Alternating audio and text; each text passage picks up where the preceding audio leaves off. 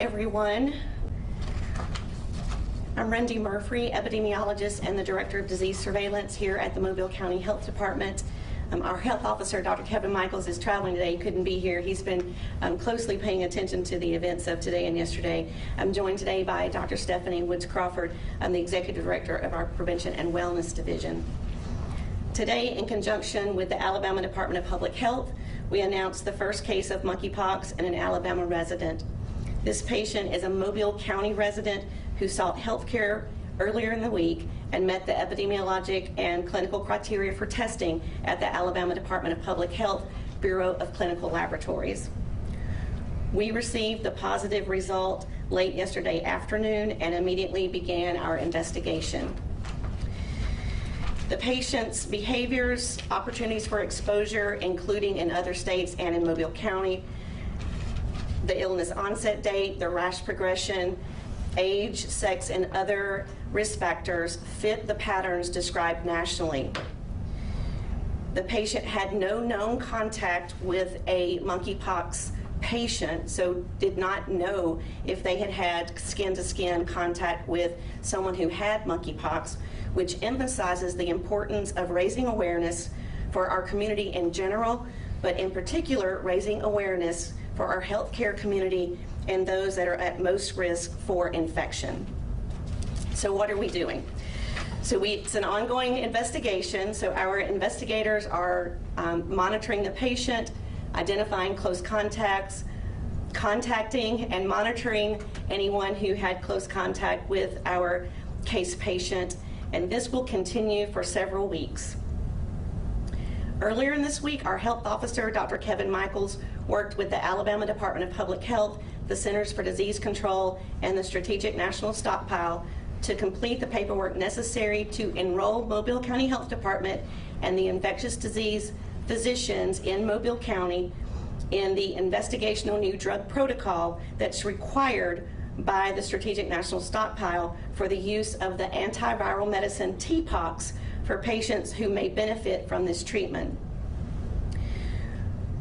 Jynneos is a vaccine that is also in the Strategic National Stockpile and authorized for post-exposure prophylaxis for people who have high risk or moderate risk contact with the case patient. Both of these therapeutics, both TPOXX and Jynneos, have been requested from the Strategic National Stockpile, and we will have them tomorrow. So as you know, monkeypox is not endemic in the U.S. and is only naturally found in Africa. So I just want to review a few things about the monkeypox outbreak that's happening right now in the United States. Remember, it's a disease caused by the monkeypox virus. It's not commonly seen in the United States, and it can cause a rash which might look like pimples or blisters, and it's sometimes preceded with a flu-like prodrome. So you may have fever, may have achy muscles, you may have swollen lymph glands either in your neck or under your arm or in the groin area. It's spread through direct person-to-person contact, usually close contact, often requiring skin-to-skin contact. So if you have directly touch a monkeypox rash or scabs or body fluid from a person from monkeypox, that's the most common route of transmission when it's from human to human. Also, touching objects like clothing or bedding or towels and surfaces may be a route of infection for monkeypox. And also sharing respiratory secretion, close personal contact, face-to-face contact. So that's normally how monkeypox spreads person to person. In the current outbreak, the contact can happen during intimate contact, including oral, anal, or vaginal sex, touching the genitals of a person with monkeypox, hugging, massaging, and kissing, prolonged face-to-face contact with someone who has monkeypox, and again, touching fabrics and objects that were used during sex by a person with monkeypox that has not been disinfected. So symptoms of monkeypox, again, it's looking very typical, although the rash is a bit atypical. So you still have a few of those prodrome symptoms. So you may have fever, swollen glands, may be tired. Not all people have this though, so it's possible to just get a rash and have none of those flu-like symptoms. So the rash may be located near the genital region, but can also be on other areas like hands, face, shoulders, abdomen, and it will go through, the rash will go through several stages, including scabbing before healing.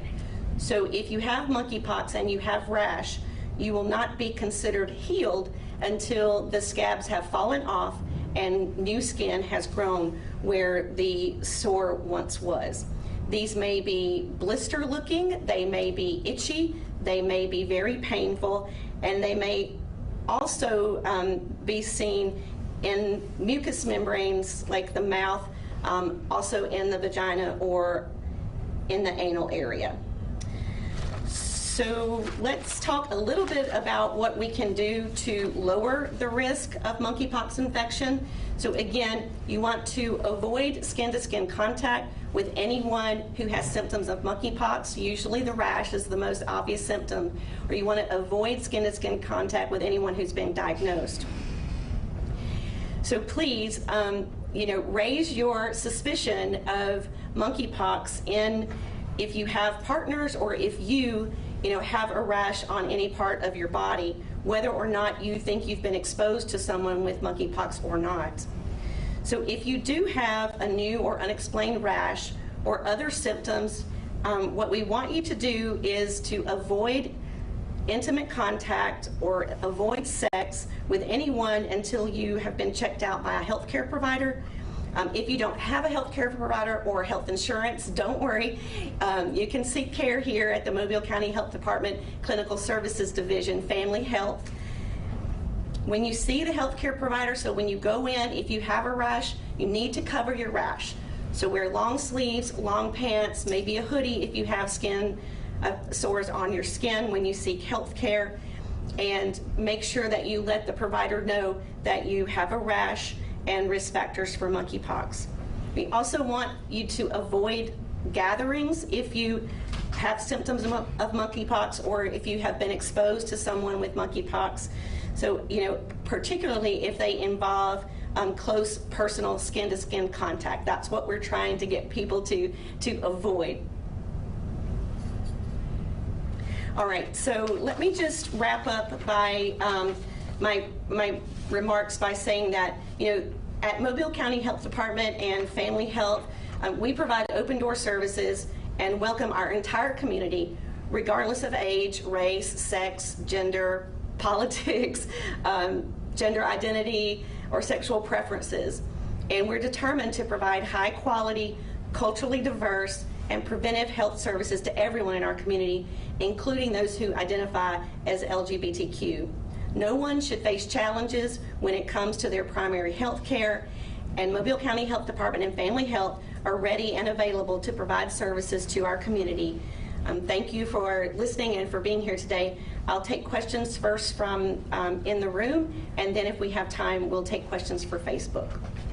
Do you have any more details about patient, gender, age, anything like that you can release? So no. No, I think you guys know that we can't release specifics, particularly when you're the first and the only.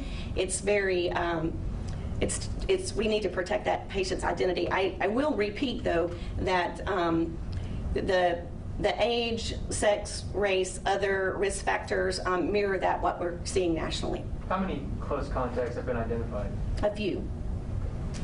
How long does the healing process take? So the healing process could take 3 to 4 weeks, which is an inconvenience, right, to the patient. So we have encouraged and are continuing to monitor isolation, and so far we have great compliance with our instructions, and we won't be able to lift isolation until the sores have scabbed, the scabs had fallen off, and new skin has grown where there were sores. After 2.5 years of COVID, do you think people will take this serious, and is it serious? Well, it's not as contagious as COVID, right? Not as many people are going to get it. It is a self-limiting condition or disease, the illness is, and so there have been no deaths, there have been no cases in healthcare workers, there have been no cases in the United States in children, right? That's all very different from what we know about COVID. So while it is transmitted person to person, it requires that skin-to-skin contact, and we certainly hope people will listen. We're lucky that we have really, our health officer and our executives have leaned forward in being able to access antivirals and vaccine, and we are ready to provide those to our community. How much of the antiviral and the vaccine are y'all expected to receive tomorrow? So we have just requested exactly what we need for our case patient and the close contacts. Right now, there's Alabama is in the allocation phase of 2A, which means that we can receive vaccine from the stockpile, pre-positioned in Alabama, but anytime we need it for close contacts, we'll be able to get it from the stockpile. Can you speak to what state you guys think it came from? Well, our case patient had traveled to 3 different states in the 21 days prior to symptom onset. Is there a recommended quarantine period? So for quarantine, it's 21 days. So we ask people to quarantine when they've been in close contact with our case patient, and we're asking folks to quarantine for 21 days. Now, quarantine is different for monkeypox than it is for COVID, right? So for monkeypox, we want people to monitor symptoms, and we'll be monitoring them every day for 21 days, but we don't require them to stay at home. They can still go about the community, but we do ask that they be very careful to inspect for rash and monitor fever and those sorts of things, so that if they do experience symptoms, we can, get them in isolation. You cannot transmit monkeypox until you have a symptom. How quickly does this spread in communities? Because I know we're not the only state that has this at this point. Right. Usually, we can stop monkeypox transmission with maybe 5 or 6 cycles, right? In this outbreak, because it's spread through close intimate contact, through sexual contact, often we're not able to identify people who have been contacted. So people may have been at a bathhouse or at a rave or at a party where they had skin-to-skin contact, maybe dancing without a shirt even, with people sweating and that sort of thing, being at parties and other meeting people on the internet, group sex, anonymous sex. It makes it very difficult for us to identify the close contacts. So that's why in the current outbreak, it's taken longer for things to try to get under control. In fact, I think right now we're seeing that we're a bit behind because of these challenges with identifying contacts and getting vaccine in them. Now, recognizing this, the Centers for Disease Control has changed its vaccine strategy, in that they recognize that in communities with many cases, they're no longer to utilize a ring strategy. So when a ring, I'm talking about vaccinate the people right around the case, right? And they're beginning to make vaccine more available to the affected communities. So hopefully that will help. But right now, we're just dealing with this one case. There will be additional cases in Alabama and in Mobile County. So you use the example like if you're in a party dancing with somebody chest to chest, and when you get it, does the rash or blister stay in this area, or does it spread over your body? It can be just in one place. We have seen U.S. patients that just had a single lesion, like on the face, and there have been situations in the U.S. where they've had it all over their body. So it varies greatly, which also makes it more difficult to recognize and get in for treatment or get in for testing and receive treatment. One thing about testing is that in the last couple of weeks, this patient, the specimens were tested by the ADPH Bureau of Clinical Laboratories. That's the LRN network that's set up for emergencies. But there are now 4 or 5, that number gets higher every day, commercial laboratories that can test, which has greatly expanded the availability of testing. So we want people, if you have a rash, if you think you've been exposed to someone, please seek health care and get tested. There's plenty of testing out there. Two. Okay, sorry, one second.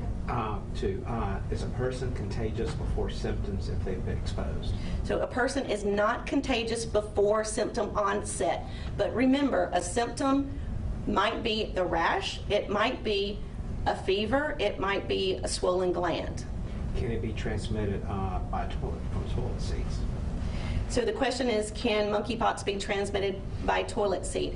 Monkeypox virus can live on surfaces.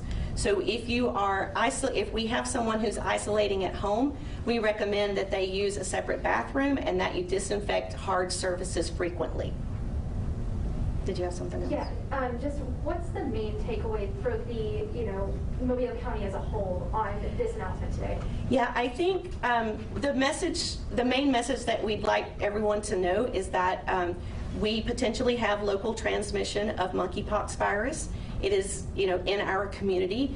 We don't want people to be scared, but we want them to be cautious and to be aware that if you have skin-to-skin contact with people that you don't know, it may raise your risk of monkeypox infection. We want you to be safe about that. We support all lifestyles, but we are going to continue talking about having safe sex and having maybe modifying lifestyles slightly until this outbreak is over. And again, we want to talk to our healthcare community about raising their awareness so that when they see people who have some of the risk factors that are known in this outbreak, that they have, that they test them for monkeypox either through the state lab or through one of the commercial laboratories. Okay, Mark says that's also. How long does it take for testing to come back?